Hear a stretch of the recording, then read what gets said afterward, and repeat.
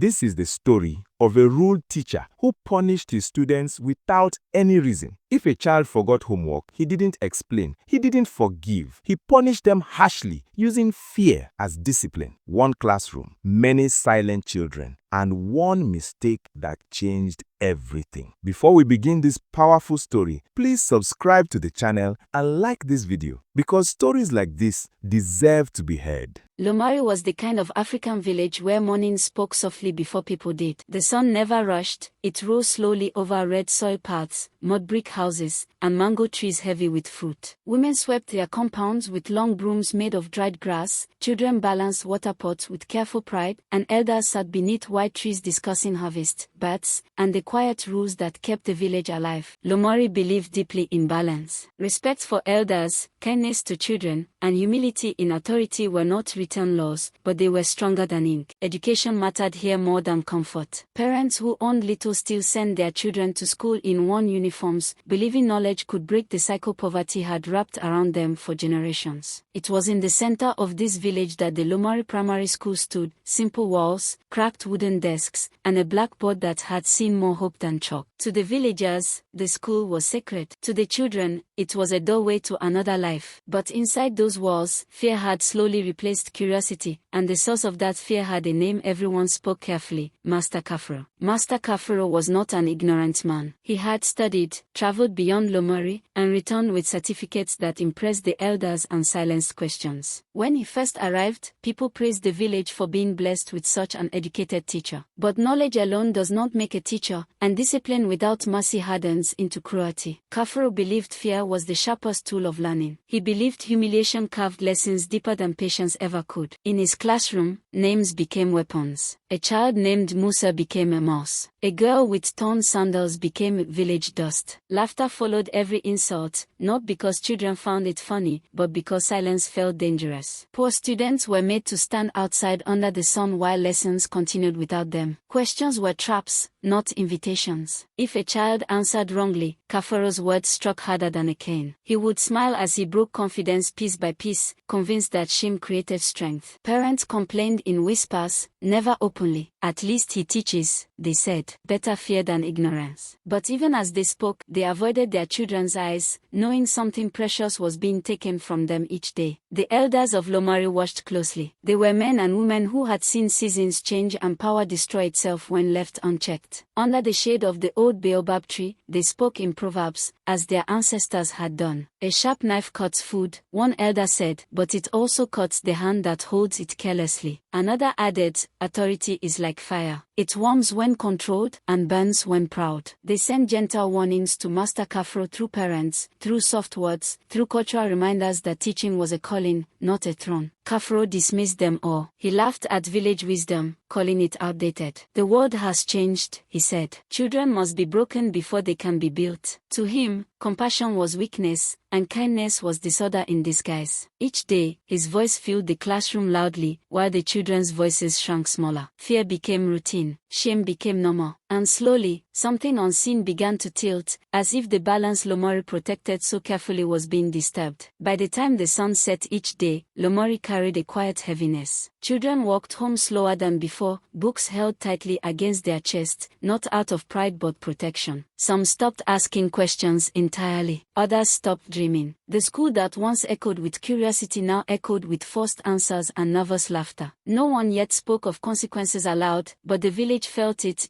an invisible tension, like a drum stretched too tightly, waiting for the first strike. Lomari had seen this pattern before in old stories passed down by firelight. When authority forgets humanity, the village itself begins to respond. Not with noise, not with rebellion, but with something deeper, something patient, something inevitable. And as Master Kafro stood each morning at the blackboard, confident and unchallenged, he did not notice that the rhythm of Lomari had already begun to change around him. The rhythm of Lomari had begun to change, and nowhere was that change felt more deeply than inside the small chest of a boy named Sonny. From the morning bells to the final walk home at dusk, Sonny carried himself like someone trying not to disturb the air around him. He sat on the same cracked bench every day, near the window where sunlight slipped in quietly, as if even the sun understood caution in that classroom. His uniform was always clean but faded, washed carefully by hands that knew scarcity too well. Sonny's eyes followed every movement of chalk on the blackboard, absorbing lessons faster than most, not because he wanted praise, but because knowledge felt like a secret escape he could build inside himself. He understood numbers, remembered stories, and connected ideas with ease, yet his hand never rose. In Lomori, silence was often mistaken for weakness, but Sonny's silence was something else entirely. It was learned. It was practiced. It was survival. He had discovered early that speaking invited attention, and attention, under Master Kafro, almost always ended in pain that left no bruises but lingered far longer. At home, Sonny lived with his mother in a one-room mud house at the edge of the village. His father had died when Sonny was young, leaving behind only memories and a hole leaned against the wall. His mother sold vegetables in the market, waking before dawn and returning after sunset, her strength worn thin but never broken. She believed fiercely in education, not because she understood books, but because she understood hardship. Every morning she pressed Sonny's books into his hands as if they were armor, whispering, "Endure today so tomorrow can breathe." Sonny never told her about the insults, the laughter, the way his name was twisted into something ugly. He washed her hands, rough from work, and decided her burdens were already heavy enough. Instead, he swallowed each humiliation and stacked it quietly inside himself, believing patience was the price of hope. At night, while other children slept, he read by firelight, lips moving silently, promising himself that knowledge would one day speak for him when he could not. In class, Master Kafro noticed Sonny's intelligence before anyone else did, and instead of nurturing it, he sharpened it into a blade. "Why are you so quiet?" he would ask loudly, eyes narrowing. "Is your brain asleep, or are you afraid it will fall out if you speak?" The class would laugh, some nervously, others relieved it was not them. One afternoon, Kafro asked a difficult question meant to trap, not teach. Sonny knew the answer. His heart pounded as he debated raising his hand, but before he could decide, Kafro called his name anyway. When Sonny answered correctly, there was no praise, only suspicion. "You memorized," Kafro said. "A parrot can memorize." Another day, when Sonny hesitated for just a second, Kafro struck with words sharper than any ruler. "This is why boys like you remain nothing," he announced. Silent, poor, and invisible. Each sentence landed heavily, and though Sonny's face showed nothing, something inside him tightened, like a knot pulled too far. He learned then that even correctness offered no safety. Under cruelty, excellence was not rewarded, it was resented. Yet inside that silence, Sonny's mind remained alive. He observed everything. He noticed how other children flinched when Kafro walked past, how laughter in class sounded forced and hollow, how confidence drained slowly from faces week by week. He wondered why adults confused fear with respect, and why pain was called discipline. Sometimes, during lessons, his thoughts drifted beyond the classroom walls, toward the old tree outside the village where elders gathered and stories were told. He remembered hearing one elder say, long ago, that the ancestors listened not only to words, but to suffering endured quietly. That memory stayed with him, not as comfort, but as explanation. Sonny did not pray loudly. He did not ask for revenge. His hope was smaller, humbler. He only wished to learn without being crushed, to exist without being mocked, to be seen without being broken. And though he did not know it, that wish carried a weight far greater than his small voice suggested. One evening, as Sonny walked home alone, his path took him past the ancient tree at the edge of Lomori. The air there always felt different, heavier, older, as if time moved slower beneath its branches. At its base rested the sacred drum, covered and untouched, respected even by children who did not fully understand its meaning. Sonny paused without realizing why. He did not approach the drum, nor did he fear it. He simply stood there, breathing, feeling something unnamed settle inside him. The village had taught him many things, how to endure, how to remain quiet, how to carry pain, but standing there, he sensed another lesson waiting, one that did not require words. As he turned to leave, the wind brushed the leaves above, producing a low, hollow sound that lingered just long enough to feel intentional. Sonny walked on, unaware that the silence he carried, the patience he practiced, and the injustice he endured had already begun to echo far beyond the classroom. The balance of Lomari was listening now, and the rhythm of consequence was slowly finding its beat. The balance of Lomari was listening now, and the rhythm of consequence was slowly finding its beat. From that evening onward, the village itself seemed more attentive, as if walls, paths, and trees had begun to remember things long ignored. The elders spoke less openly but watched more closely. Children lingered near their homes after school, no longer racing and laughing as freely as before. Even the wind felt deliberate, moving through the tall grass with a low whisper that carried old meaning. meanings. At the heart of this quiet awareness stood the ancient tree, its roots gripping the earth like the fingers of time itself. Beneath it rested the sacred drum of Lomori, wrapped in faded cloth and reverence. It was not worshipped, nor feared in a childish way. It was respected, like a law that did not need enforcement to be obeyed. The drum was said to be older than the village, passed down from a time when people listened more carefully to consequences than commands. It did not punish anger. It did not respond to mistakes. It answered only sustained injustice, especially when carried out by those trusted with authority. The elders taught that the drum did not beat for revenge, but for correction. They said it carried the memory of balance, a reminder that power borrowed from the community must be returned with care. Long ago, a chief had used his authority to starve rivals, and the drum had sounded until his strength left him. Another story spoke of a judge whose words destroyed families. He lost his voice for many seasons until he learned restraint. These were not told as threats, but as lessons. The drum did not act quickly. It listened. It waited. It gathered silence the way clouds gather rain. Children were warned never to touch it, not because it would harm them, but because it represented something larger than play. The drum was not magic in the way outsiders might imagine. It was the symbol of a truth Lomari lived by: injustice creates imbalance, and imbalance always seeks resolution. Over time, even skeptics learned not to mock what generations had observed carefully. Master Kafro mocked it openly. When whispers reached him that parents were uneasy, that elders were concerned, he scoffed. "A drum cannot teach," he said loudly one afternoon, ensuring students heard him. "Stories are for people who fear responsibility." His laughter echoed against the classroom walls, thin and sharp. He prided himself on being modern, educated, separate from what he called village superstition. To him, authority came from certificates and control, not trust. Each act of cruelty felt justified in his mind. When a child cried, he saw weakness. When a student fell silent, he saw obedience. And when Sonny endured quietly, Kafro saw nothing at all. On one particular day, his impatience sharpened further. Lessons moved slowly, and frustration spilled easily. He called Sonny to the front of the class and demanded an explanation to a problem deliberately framed to confuse. When Sonny hesitated, only briefly, Kafro struck with words meant to humiliate, not correct. "You see," he announced, "silence hides emptiness." The room fell into a tight, suffocating quiet. That moment did not look extraordinary, but it crossed a line unseen by most, except by those who had learned to listen beyond sound. That night, Lomari slept uneasily. Dogs barked without reason. The moon hung low, pale and watchful. Master Kafro lay awake longer than usual, his mind restless, his thoughts circling nothing in particular. Just as sleep began to claim him, a sound reached his ears, soft, distant, almost imagined. A deep, hollow thump, slow and deliberate. He sat up, listening. The sound came again, stronger this time, not loud, but undeniable. It did not fill the air, it filled him. Each beat matched his heartbeat, creating an uncomfortable intimacy. He rose from his bed and stepped outside, scanning the darkness, but the village remained still. No footsteps, no voices, only the rhythm, steady and patient. Fear crept in, not as panic, but as doubt. He told himself it was fatigue, coincidence, an echo of stories he refused to believe. Yet when the sound faded, it left behind a weight that sleep could not erase. For the first time since arriving in Lomori, Master Kafro felt watched by something that did not need eyes. Morning came, but clarity did not. Master Kafro dressed as usual, his movements slightly slower, his confidence dulled by a discomfort he could not name. As he walked toward the school, he passed the ancient tree, avoiding it deliberately, his gaze fixed forward. Children greeted him cautiously. He nodded curtly, forcing authority back into his posture. The classroom filled, and lessons began, but the air felt altered, stretched thin by anticipation. He spoke louder than necessary, correcting harshly, asserting control with familiar cruelty. Yet somewhere beneath his words, unease lingered. Outside, unseen, the sacred drum rested in silence, as it always had, patient and unmoving. But silence, in Lomori, had never meant absence. It meant gathering. It meant listening. And as the day unfolded, the village held its breath, knowing that once the rhythm of consequence begins, it does not rush, but it never forgets. And as the day unfolded, the village held its breath, knowing that once the rhythm of consequence begins, it does not rush, but it never forgets. Morning light spilled through the classroom windows as it always had, dust floating lazily in the air, benches creaking under the familiar weight of small bodies everybody settling into place. Master Kafro stood before the blackboard, chalk in hand, prepared to command the room with his voice as he had done countless times before. He opened his mouth to begin the lesson, and nothing came out. At first, he thought he had misjudged his breath. He cleared his throat, straightened his back, and tried again. Still nothing. His lips moved. His tongue formed words he had spoken all his life, but the sound refused to follow. A strange, fragile silence spread across the room, heavier than any shout he had ever used. Students exchanged glances, unsure whether to laugh, panic, or remain still. The man who had filled their days with noise now stood trapped inside his own quiet, eyes wide with confusion, authority slipping from his grasp without resistance or struggle. Panic arrived slowly, then all at once. Master Kafro struck the desk with his hand, the sharp crack echoing louder than his missing voice ever had. The students froze. He wrote instructions on the board with hurried, uneven strokes, his handwriting betraying the fear he tried to hide. The class obeyed, not out of respect, but out of habit. Word spread quickly through the village. Parents gathered near the school gates. Elders whispered beneath the trees. By midday, doctors were summoned, their bags full of tools and certainty. They examined his throat, tested his breathing, asked him to respond with gestures. Everything appeared normal. No illness, no injury. Traditional healers came next, burning herbs, murmuring prayers, shaking gourds filled with seeds. Master Kafro followed every instruction desperately, nodding, gesturing, submitting to rituals he had once mocked openly. But the silence remained. It clung to him, unyielding, like a mirror forcing him to face himself without distraction. As days passed, the silence began to change him. Without his voice, Master Kafro could no longer dominate space. He could not interrupt, insult, or intimidate. He sat alone more often, watching the classroom from a distance, reduced to observing rather than controlling. The children, once terrified, grew cautious but curious. They spoke softly among themselves, rediscovering questions, helping one another when confusion arose. Sunny noticed the shift immediately. For the first time, the classroom felt breathable. Yet the silence did not feel like victory. It felt like waiting. For Master Kafro, each silent hour stretched endlessly. He replayed memories he had buried beneath authority, faces tightening with shame, hands lowering in defeat, laughter that sounded wrong even then. Without words to escape into, those memories spoke loudly. Shame, unfamiliar and heavy, replaced pride. He realized that his voice had not only shaped others, it had protected him from reflection. One afternoon, as the sun dipped low, Master Kafro sat alone on a bench outside the school, head bowed, shoulders slumped. He did not notice Sunny approaching until the boy stood a few steps away, hesitant. The teacher looked up, and their eyes met, not as ruler and subject, but as two human beings sharing a fragile moment. Master Kafro stood slowly and, for the first time, lowered himself before the child. He joined his hands together in apology, his eyes filling with tears he could not explain away. No words accompanied the gesture, but none were needed. Sunny felt something loosen inside his chest, not forgiveness yet, but understanding. He nodded once, respectfully, and continued on his way. That evening, the sacred drum sounded again. Not loud, not threatening. Its rhythm was steady, measured, echoing through Lomori like a heartbeat reminding the village that lessons, once learned, must be carried forward. When dawn arrived the next day, Lomori felt different. Lighter, yet solemn. Master Kafro awoke to a familiar sensation in his throat. He inhaled, uncertain, afraid to hope. When he spoke, his voice returned, not with force, but with humility. It sounded smaller, steadier, as if stripped of excess. He did not rush to the school. Instead, he walked slowly, past the ancient tree, and this time, he bowed his head. In the classroom, he addressed the students softly, each word deliberate. The silence he had endured lingered around him, not as punishment, but as guidance. Lomari watched closely, knowing redemption is not proven by words alone, but by the change that follows them. And somewhere beneath the old tree, the sacred drum rested quietly once more, its task unfinished but its message delivered. Power that harms will be corrected, not with violence, but with the quiet weight of consequence. And somewhere beneath the old tree, the sacred drum rested quietly once more, its task unfinished but its message delivered. Power that harms will be corrected, not with violence, but with the quiet weight of consequence. Master Kafro entered the classroom that morning without announcing himself. The room noticed anyway. He did not raise his voice to command attention. Instead, he waited until the children settled on their own, surprised by the absence of fear that once hurried them into silence. When he finally spoke, his words came slowly, shaped with care, care, as if each one mattered for the first time. He did not begin with lessons or rules. He began with truth. He acknowledged the harm his voice had done, how authority had blinded him, how discipline without compassion had turned into cruelty. The room listened, uncertain but attentive. Confessions carry a different weight when they are not forced. Some students stared at their desks. Others watched him closely, searching for deception. But Master Kafro did not defend himself, did not excuse his past with good intentions. He accepted responsibility plainly, the way elders thought disputes should be settled. Outside, the village paused its routines, sensing a shift. Redemption, Lomari knew, was not a moment, it was a direction. Change followed quietly, the way real change always does. Master Kafro wrote his classroom from the inside out. Questions were no longer traps, they became bridges. Mistakes were corrected without ridicule. Names were spoken properly, with respect. He noticed torn uniforms and arranged extra books without announcing charity. He stayed after school to teach those who struggled, especially children whose families could not afford help. Parents watched in disbelief as their children returned home speaking not of fear, but of understanding. The elders observed without celebration, knowing that consistency mattered more than apology. Over weeks, the atmosphere shifted. Laughter returned, not the nervous kind, but the soft laughter of relief. Confidence grew where it had been cut down. Master Kafro listened more than he spoke, and when he did speak, his words carried restraint. He had learned that authority gained through trust lasted longer than authority forced through fear. The drum did not sound again. Silence, this time, meant balance. Sonny felt the change differently from the others. For him, it was not sudden or dramatic, it unfolded gently, like dawn after a long night. Master Kafro noticed his understanding, his careful attention, his quiet leadership among classmates. One afternoon, he asked Sonny to help explain a lesson to younger students. The request was simple, but its meaning was heavy. Sonny hesitated,